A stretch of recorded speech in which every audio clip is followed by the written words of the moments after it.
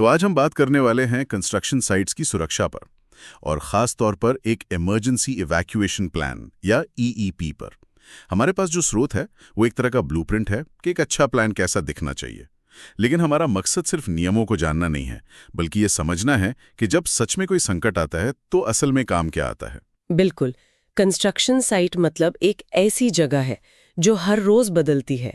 आज जहां रास्ता है, हो सकता है कल वहां गहरी खुदाई हो। इसलिए यहाँ का प्लान किसी ऑफिस जैसा नहीं हो सकता। ये सिर्फ एक कागजी कार्रवाई नहीं है, ये एक जीवन रेखा है। आज हम उन्हीं चीजों पर गौर करेंगे जो एक प्लान को सिर्फ अच्छा नहीं बल्कि असरदार बनाती हैं। तो चलिए इसे परत दर परत समझते हैं। सबसे पहली बात जो मुझे इस स्रोत में थोड़ी कह सकते हैं अलग लगी, वो ये है कि इसकी शुरुआत अलार्म या नक्शों से नहीं होती। शुरुआत होती है लोगों से। इसमें साफ साफ लिखा है कि सबसे पहले भूमिकाएं तय करो। इंसिडेंट कंट्रोलर कौन होगा, इवैक्यूएशन टीम कौन है, फर्स्ट एड ऑफिसर कौन है, और एक चेन ऑफ कमांड पर भी बहुत जोर है, मतलब कौन किसकी सुनेगा। तो मेरा सवाल यह है कि प्लान की शुरुआत लोगों से क्यों होती है, टेक्नोलॉजी से क्यों नहीं? और यही इस पूरे प्लान की सबसे दिलचस्प और सबसे जरूरी बात है।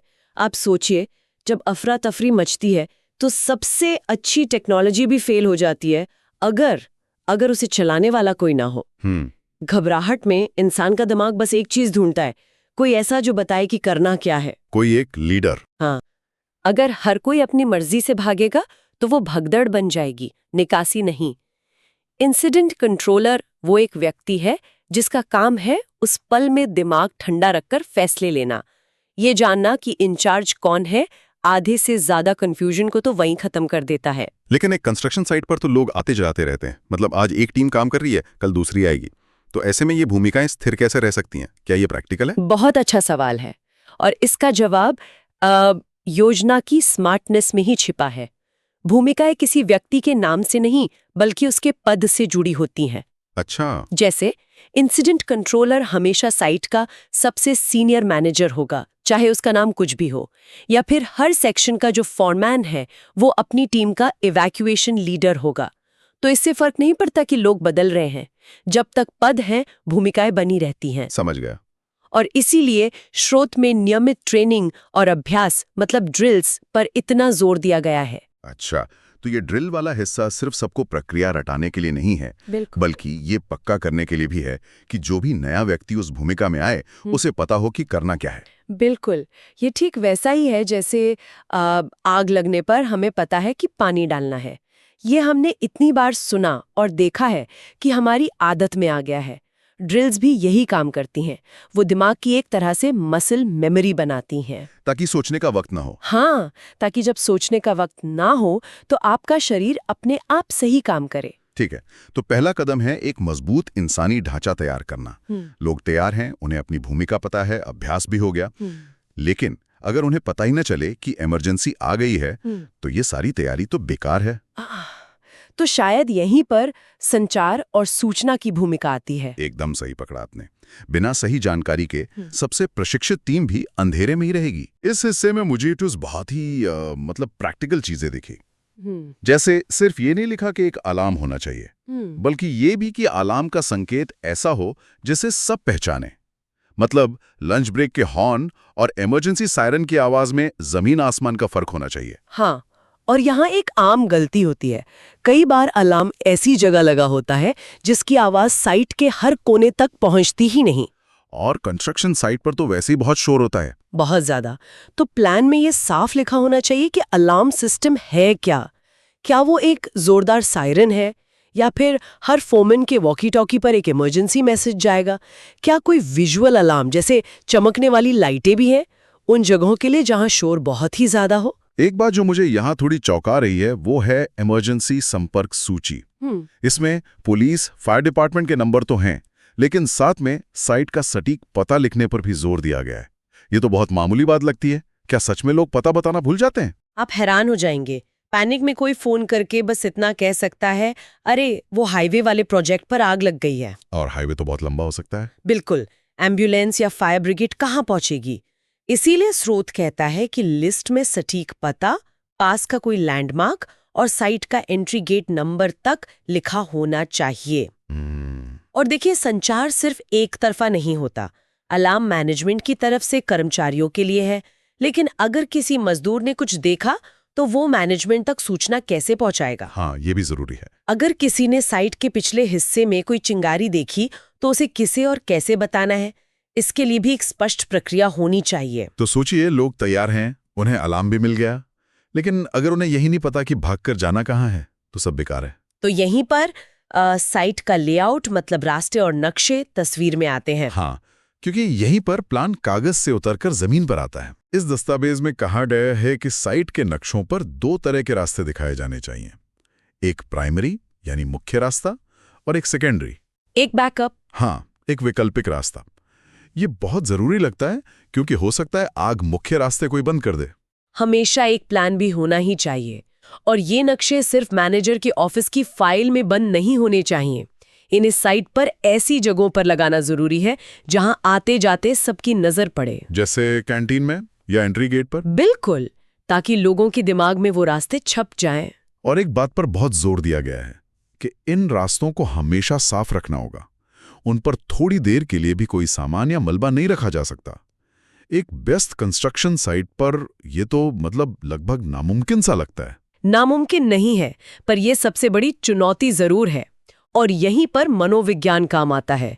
हर कोई सोचता है, अरे बस 5 मिनट के लिए सामान यहां रख दूं। हाँ, यही होता है। लेकिन इमरजेंसी उन 5 मिनट का इंतजार नहीं करती।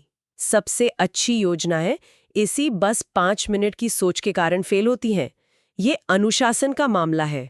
और रास्तों के बाद बात आती है सभा स्थल की, यानी असेंबली पॉइंट। स्रोत कहता है कि ये जगह साइट से, खतरों से और ट्रैफिक वाली सड़कों से दूर एक सुरक्षित खुली जगह होनी चाहिए।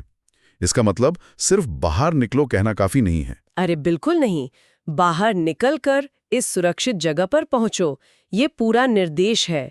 मुझे एक मामला याद है जहां असेंबली पॉइंट एक पुरानी जर्जर इमारत के ठीक बगल में था। अच्छा। अभ्यास के दौरान तो सब ठीक था, लेकिन एक असली इमरजेंसी में उस इमारत का एक हिस्सा गिर गया, ठीक उसी जगह जहां लोग इकट्ठा हुए थे। ये दिखाता है कि सुरक्षित दूरी का मतलब सिर्फ कागज पर नहीं, हकीकत में भी होना चाहिए। एक बुरा असेंबली पॉइंट वो है जो खुद एक खतरा बन जाए, जैसे किसी व्यस्त सड़क के किनारे या किसी बिजली के खंभे के नीचे। एकदम। तो अलार्म बजता है, प्रशिक्षित लोग संदेश पाते हैं और साफ रास्तों से एक सुरक्षित सभास्थल की ओर बढ़ते हैं। अब आता है वो क्षण जब सब कुछ एक साथ होता है, प्रक्रियाएं। अलार्म बजने पर असल में करना क्या है? निर्देश साफ हैं, शांत रहें, काम तुरंत रोक दें, और अगर सुरक्षित हो तो खतरनाक मशीनों को बंद कर दें। यहाँ ये जो अगर सुरक्षित हो तो वाला हिस्सा है ना, ये सुनहरे अक्षरों में लिखा जाना चाहिए। किसी को भी हीरो बनकर अपनी जान जोखिम में डालने की जरूरत नहीं है। सही बात है। अगर वेल्डिंग मशीन बंद करने के लिए आग की लपटों से गुजरना पड़े तो उसे चलने दें। आपकी जान उस मशीन से ज्यादा कीमती है। पहली प्राथमिकता हमेशा व्यक्तिगत सुरक्षा है। और एक बहुत जरूरी बात, लिफ्ट का इस्तेमाल बिल्कुल ना करें। ये हम सब जानते हैं, लेकिन तनाव में भूल सकते हैं। और फिर आता है शायद सबसे मुश्किल और भावनात्मक कदम, हेड काउंट, गिनती। स्रोत इसे जवाबदेही कहता है। और ये वो सवाल है जो हर मैनेजर की रातों की नींद उड़ा देता है। क्या सब लोग बाहर आ गए हैं? आपको कैसे पता चलेगा? योजना इसकी जिम्मेदारी हर टीम के सुपरवाइजर या फोरमैन को देती है। अच्छा। इसीलिए साइट पर आने और जाने वाले हर एक व्यक्ति का रिकॉर्ड रखना इतना जरूरी है, चाहे वो कोई मेहमान हो या कोई डिलीवरी वाला। अगर किसी का नाम रजिस्टर में है तो उसे गिना जाना चाहिए। और अगर कोई गिनती में कम निकलता है तो सुपरवाइजर तुरंत इंसिडेंट कंट्रोलर को बताता है। और सबसे जरूरी बात, वो उस व्यक्ति की अंतिम ज्ञात लोकेशन भी बताता है। अच्छा, ये बहुत जरूरी होगा। ये जानकारी बचाव दल के लिए सोने के बराबर है। हाँ, मैंने उसे आखिरी बार 3री मंजिल पर पश्चिम की ओर काम करते देखा था। इस एक लाइन से बचाव दल का काम 10 गुना आसान हो जाता है। वो सीधे उसी जगह जा सकते हैं। हाँ, पूरी बिल्डिंग में भटकने के बजाय वो सीधे उस जगह पहुंच सकते हैं। इससे कीमती मिनट बचते हैं जो जिंदगी और मौत का फर्क हो सकता है। स्रोत में विकलांग या चलने फिरने में असमर्थ लोगों की मदद करने का भी जिक्र है। ये दिखाता है कि एक अच्छी योजना सिर्फ स्वस्थ लोगों के लिए नहीं बनती। हाँ, ये एक बेहतरीन योजना की निशानी है।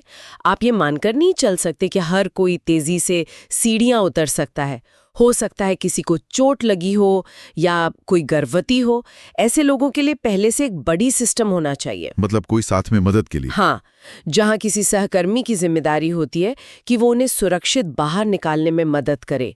ये दिखाता है कि योजना हर एक जान की परवाह करती है। ठीक है, तो अब तक हम जो भी बात कर रहे थे वो ज्यादातर आग लगने की स्थिति जैसी लग रही थी, लेकिन अंतिम खंड बताता है कि इमरजेंसी कई तरह की हो सकती है। हाँ, और हर इमरजेंसी का जवाब अलग होता है। इसमें आग और विस्फोट के अलावा मेडिकल इमरजेंसी, किसी ढांचे का गिरना, खतरनाक केमिकल का रिसाव और यहां तक कि खराब मौसम जैसे बवंडर या बाढ़ का भी जिक्र है। ये तो बहुत बड़ी लिस्ट है। क्या एक ही प्लान इन सब पर काम कर सकता है? बिल्कुल नहीं, और जो लोग ऐसा सोचते हैं वो बहुत बड़ी गलती करते हैं।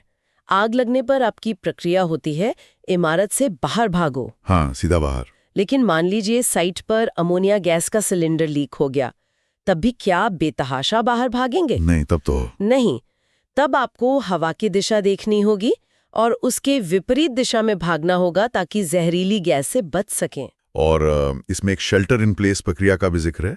मतलब ऐसी स्थिति जिसमें बाहर भागने से ज्यादा सुरक्षित अंदर रहना है, जैसे कोई बवंडर आ जाए। बिल्कुल, उस स्थिति में बाहर निकलना सबसे बड़ी बेवकूफ़ी होगी।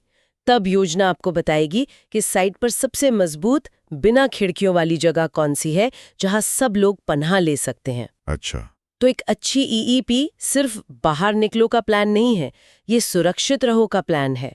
चाहे उसका मतलब बाहर निकलना हो, अंदर छिपना हो या किसी खास दिशा में जाना हो, ये लचीला होता है। तो इन सब का क्या मतलब है?